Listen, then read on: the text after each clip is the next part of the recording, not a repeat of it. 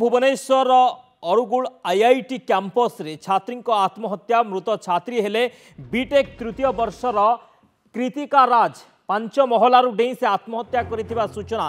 तेरे मृत छात्री घर बाहर राज्य रे सहपाठी कहवा अनुसार किछि दिन धरी से मानसिक दुश्चिंतार रही तेज आत्महत्यार प्रकृत कारण अस्पष्ट रही। घटनास्थल में पुलिस पहुंची मृतदेह उद्धार करिछि। कॉलेज तरफ मृत छात्री परिवार को मध्य खबर दि जाइछि। बीटेक के तृतीय वर्ष में पढ़ुथिले कृतिका तेज कहीं आत्महत्या कले किछि दिन धरी से मानसिक दुश्चिंतार थिले जहाँ तांको सहपाठी माने कहिसंती पांच महलार उडे से आत्महत्या करिथिबा सूचना।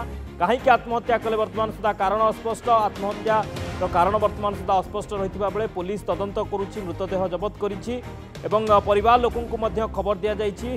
मृत कृतिका बाहर राज्यर आईआईटी कैंपस रे छात्री आत्महत्या। भुवनेश्वर अरुगुल आईआईटी कैंपस रो ए घटना। छात्री जनक कहीं आत्महत्या कले ता कारण अस्पष्ट रही। वर्तमान सुधा कारण स्पष्ट होइनि किंतु सहपाठी कहवा कथा जे किछि दिन हेब कृतिका मानसिक दुश्चिंतार रही। शुभ्रांशु अछंती खोर्धा रिपोर्टर फोन लाइन ने। शुभ्रांशु कौन सूचना रहुछि कृतिका कहीं आत्महत्या कले जदिओ ताहा अस्पष्ट किंतु मानसिक दुश्चिंता थिला जहाँ सहपाठी कहउछंती।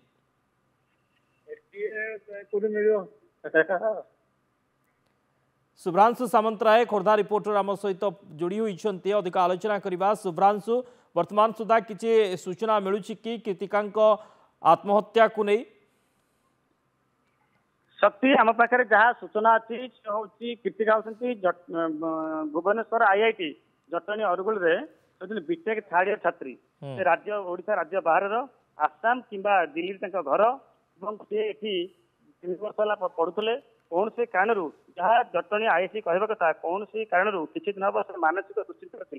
गत काली राति 11टार ये अभावन घटना घटी से आत्महत्या कर छात्र डेई आत्महत्या कर कॉलेज तरफ जिते थाना को खबर दि जाए जटणी पुलिस आसी मृतदेह जबत कर 6 नंबर मेडिकल मृतदेह पठा जाइए तदंत जारी रही। अन्य पक्षे कॉलेज पक्ष हो जटनी पुलिस पक्ष हो पेरेंट्स को खबर दिखाई से दिल्ली आसले जना पड़ प्रकृत में जो छात्री जनक केत मानसिक दुश्चिंता थे ना आउ किसी कारण रही। पुलिस मोबाइल फोन सीज कर जो रोते अंतेवासी आखपाख सांगसाथी मान कॉलेज कर्तृपक्ष पचराचरा करके पुलिस बर्तमान फेरी पेरेंट्स आसला पुलिस विभिन्न को तदंत कर आत्महत्यार कारण स्पष्ट कर बर्तमान मृतदेह 6 मेडिकल अच्छी जटणी आईआईटी सूचना दी।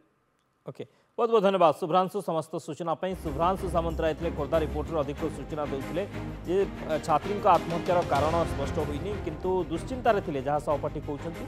पुलिस घटनास्थल में पहुंची शव जबत करने सहित व्यवच्छेद कैपिटाल हॉस्पिटल को पठा पुलिस अधिक तदंत कर।